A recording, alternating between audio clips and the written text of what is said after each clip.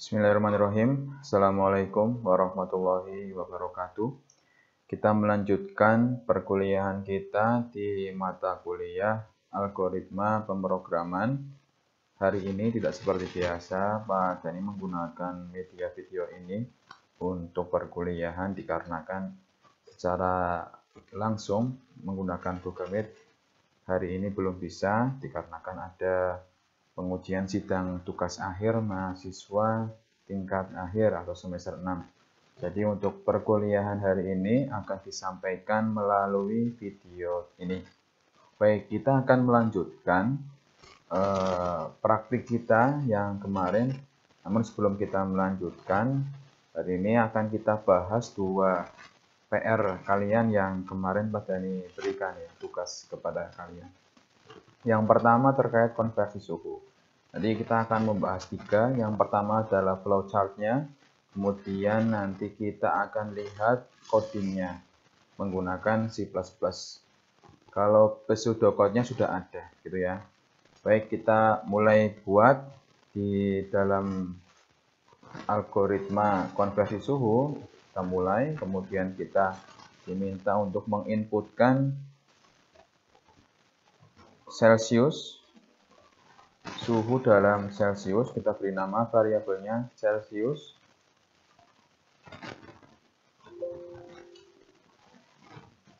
Kemudian kita beri programnya di sana. Programnya adalah nama variabel akhirnya Fahrenheit. Kemudian rumusnya adalah 9 bagi 5 dikali Celsius. Kemudian ditambah 32. Gitu ya. Kemudian kita klik OK. Kemudian di sini kita keluarkan Fahrenheit. Oke. Kemudian kita masukkan deklarasi variabel yang kita pakai, Celsius, Fahrenheit.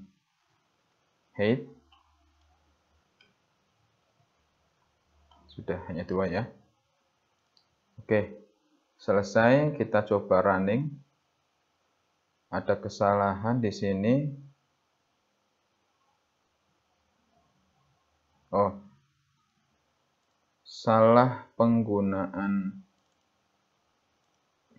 huruf ya, bukan S tapi pakainya C. Celsius ya, oke. Celsius semua. Kita running lagi. Sudah muncul, kita tinggal masukkan di sini. Misalnya kita mau memasukkan berapa, misalnya 20 Celsius, maka akan dia berubah menjadi 68 Fahrenheit. Oke, sudah betul di sini. Kita dibesarkan sedikit. Sudah berjalan, ini ya. Kemudian kita lihat source code-nya. Source code-nya kalau menggunakan pseudocode maka akan muncul seperti ini. Ini pseudocode-nya mirip lah dengan yang kita bikin. Kalau yang kita bikin atau yang ada di dalam soal, tulisannya di sini masukkan Celsius. Kemudian di sini Fahrenheit, tanda panah ke dalam sana. Kemudian 1,8 kali Celsius tambah 32. Di rumus ini, mana yang dilakukan terlebih dahulu? Yang dilakukan terlebih dahulu adalah perkalian 9/5 dikali Celsius. Baru terakhir ditambah 32. Kemudian display artinya tampilkan Fahrenheit, sama ini. Nah, kalau dalam bentuk C++ seperti apa, Pak? Kita tinggal lihat di sini, kita ganti tampilannya menjadi C++.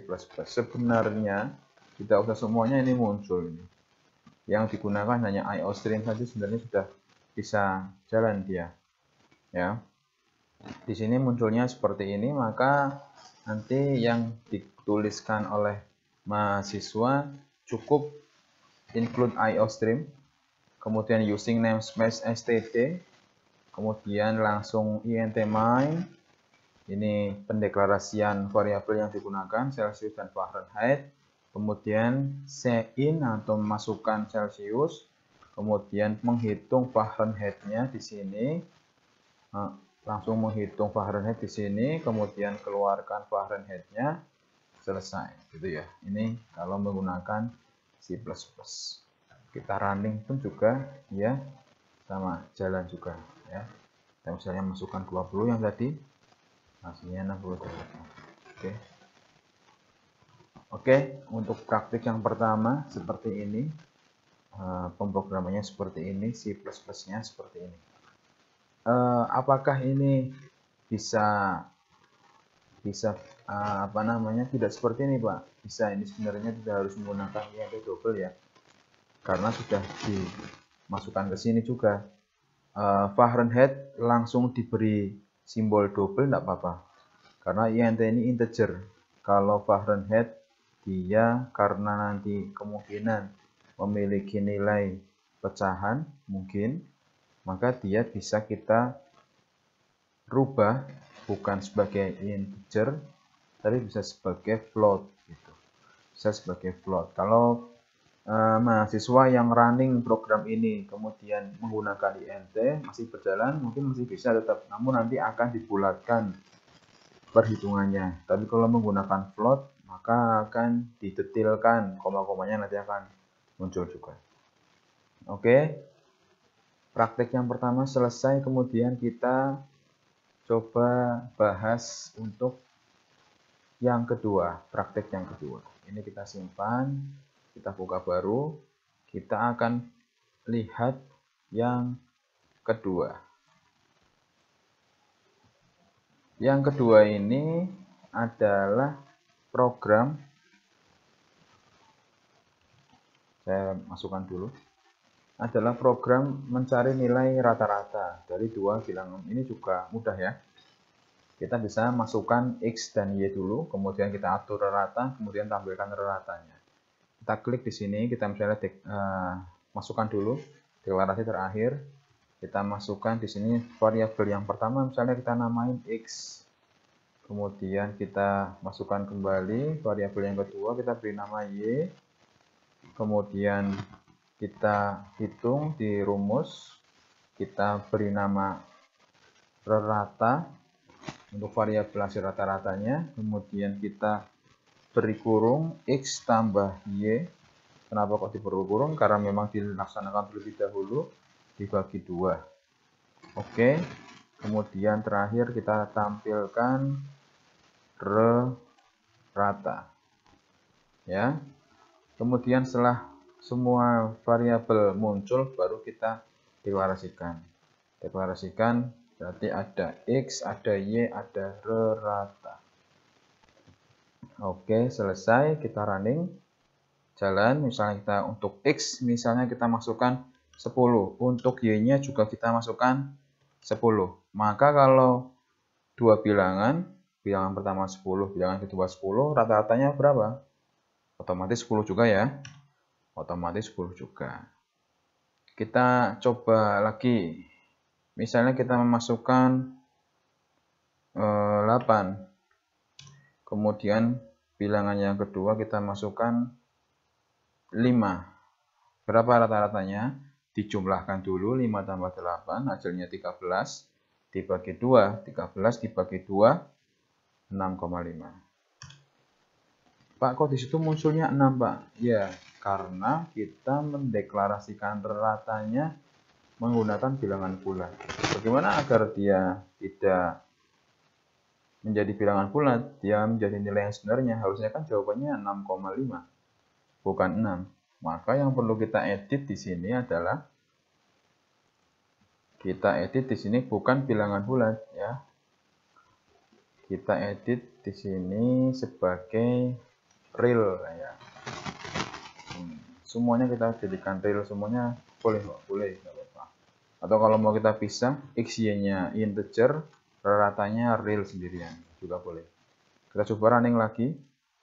Kita masukkan bilangan pertama 7, bilangan keduanya 8, maka akan menjadi 7,5. Ya kan? Real, berarti kita telah menggunakan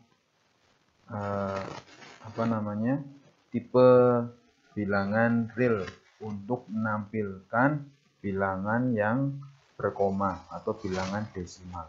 gitu ya.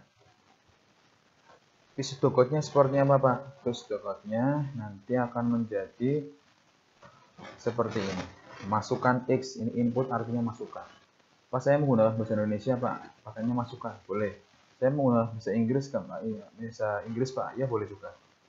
Input X atau masukkan X, kemudian masukkan Y, kemudian rata.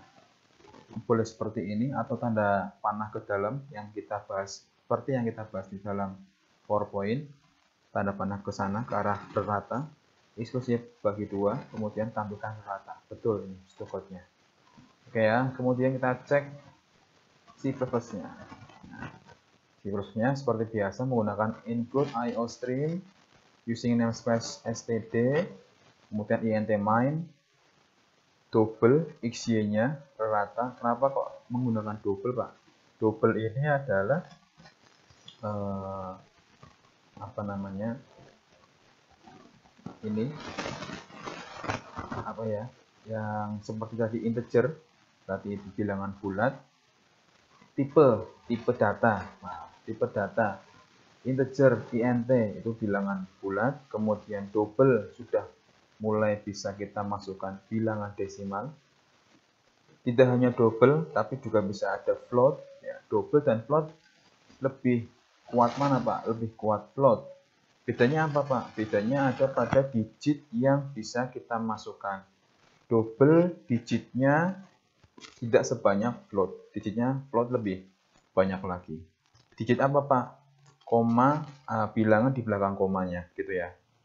Jadi kita cukup karena paling kita memasukkannya tidak angka yang besar, kita untuk latihan kita menggunakan double. Kalau xy-nya kita masukkan sebagai integer, apakah boleh? Boleh. Hanya rata saja yang kita setting double, boleh. Kemudian kita masukkan x, masukkan y, hitung rata, kemudian tampilkan rata. Selesai. Ini untuk C++-nya. Gitu ya. Baik. Untuk PR pembahasannya selesai. Kita sekarang mencoba untuk membahas untuk hari ini ya. Kita masuk ke praktik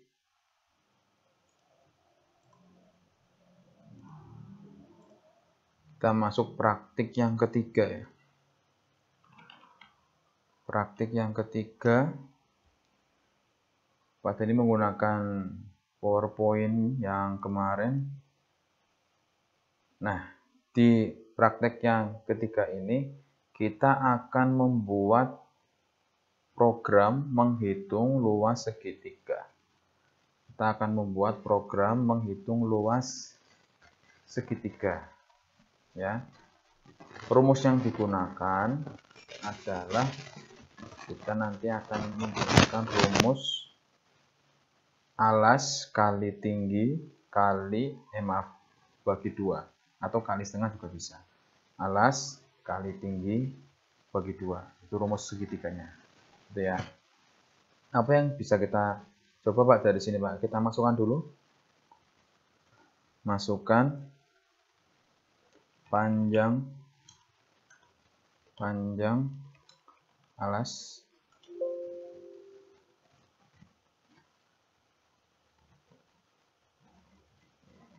tidak boleh menggunakan ini terlalu panjang, kita ganti.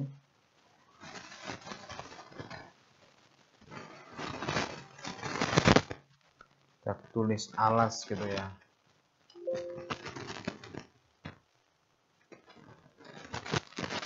Masukkan alas, kemudian masukkan panjang,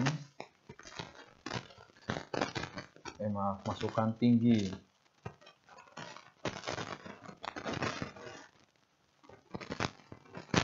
Kemudian kita hitung,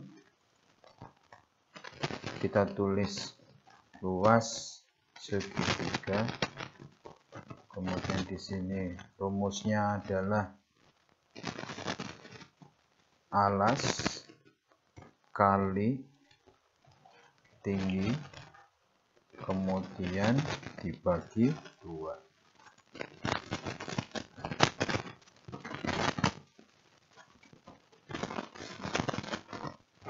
Kesalahan sintaks. Oh iya, di sini salah ini ya, tinggi alas kali tinggi.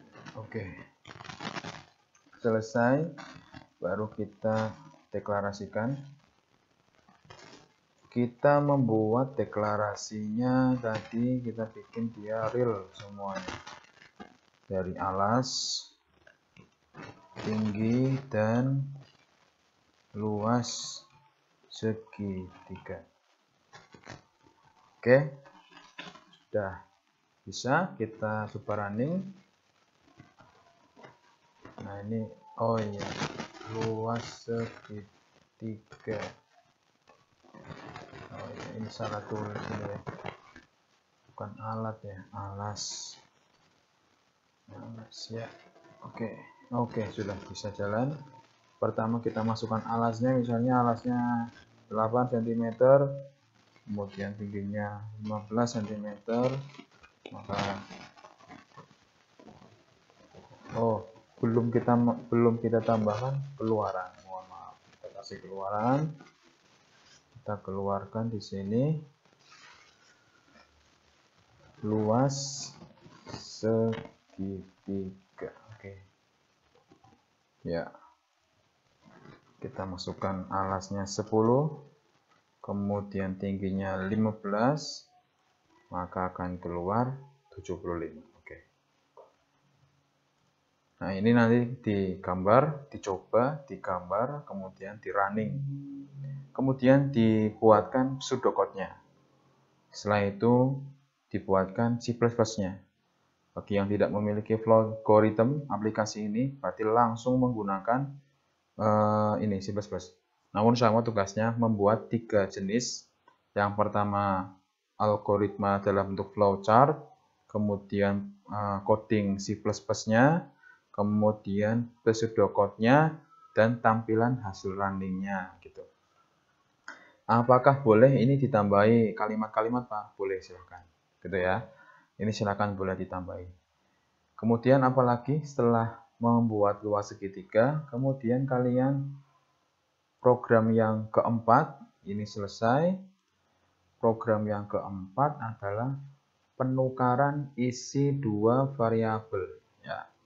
Program yang keempat adalah penukaran isi 2 variabel. Bagaimana itu, Pak? Jadi soalnya adalah terdapat 2 buah bilangan X dan Y. Nanti kita akan menukar. Yang nilainya awalnya nilai X menjadi nilai Y, yang awalnya nilainya Y menjadi nilai X. Kita tukarkan. Bagaimana, Pak, cara menukarnya? Nah, kita sekarang coba lihat. Kita bikin baru sini.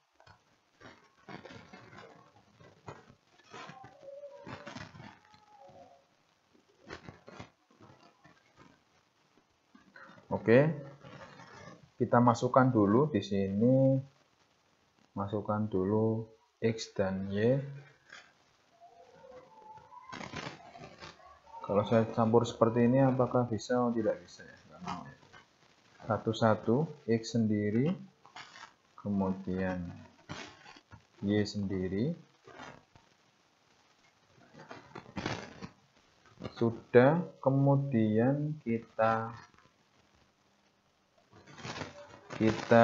coba beri tugas ya. Kita berikan rumus.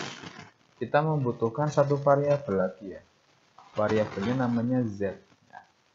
Variabelnya namanya variabel Z. Tugas yang pertama, si Z ini kita beri nilai X. Nih, si Z ini kita beri nilai X. Ya. Kemudian yang kedua, nilai Y kita beri nilai Z tadi. Ya. Nilai Y kita beri nilai Z yang tadi. Nilai Y kita telah beri nilai Z. Berarti ini sekarang Y ini sudah menjadi nilainya X ya. Oke ya. Kemudian Di sini tadi X-nya sudah muncul, Y-nya sudah muncul, nilai Y-nya sudah menjadi nilai X. Sekarang gantian.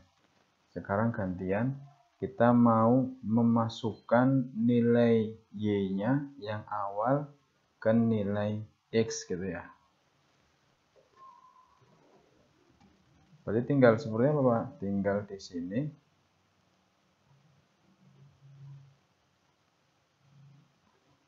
Di sini kita beri tambahan lagi nilai X. Kita masukkan nilai Y di sini. Ya.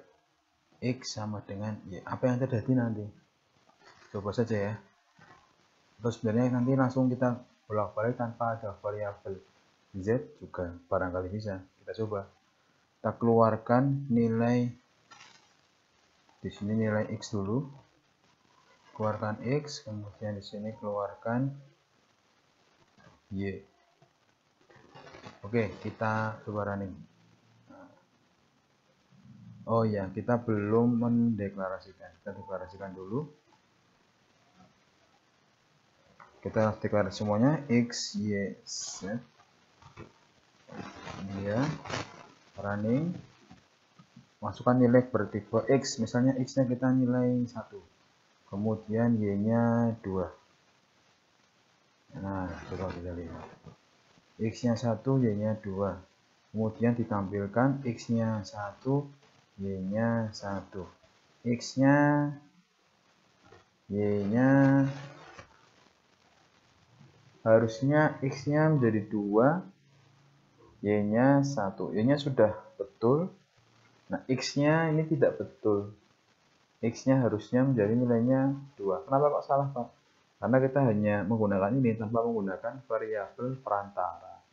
Kita perlu menggunakan variabel perantara di sini. Bagaimana cara membuat variabel perantara, Pak? Kita lihat di sini. Kita tambahkan masuk penugasan lagi. Kita membuat variabel perantaranya namanya O. O-nya ini kita beri nilainya si Y. Ya, kita beri nilainya si Y. Oke, sekarang nilai Y sudah di O. Baru si X kita isi nilainya si O tadi. Y sudah isi nilai Z. Z itu dari X. X sudah nilainya isinya O dari Y. Nanti sudah akan terbalik nih. Kita coba ya. Kalau mahasiswa memiliki algoritma yang lebih simpel, boleh dicoba. Kita running. Oh, belum mau jalan karena belum dideklarasikan. Tambahkan di sini. Oh, kita running. Nah, 1 sama 2 apa tadi masih masukkan? X-nya nilainya 1, Y-nya nilainya 2. Harusnya nanti terbalik langsung. Nah, kita lihat. X-nya nilainya masih 1, Y-nya nilainya juga 1.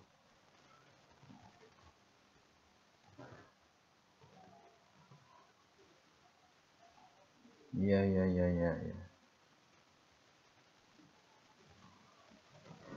Oke, masih ada kesalahan. Kenapa salah, Pak? Karena urutan programnya kita masih salah.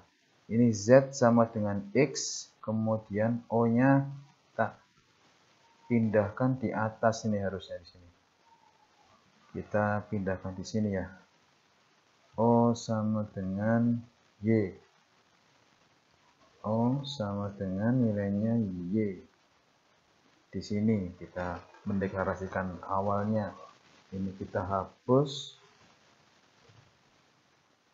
Nanti kita coba running lagi. X-nya nilainya 1, Y-nya 2. Nah, ini berarti sudah betul. 2 dan 1. Sudah terbalik. Oke ya. Sudah terbalik, betul. Kenapa kok bisa yang ini betul, Pak? Kenapa? Karena kita lihat di sini. Nilai X yang pertama kita masukkan ke variabel Z. Nilai Y yang pertama kita masukkan ke variabel 0. O.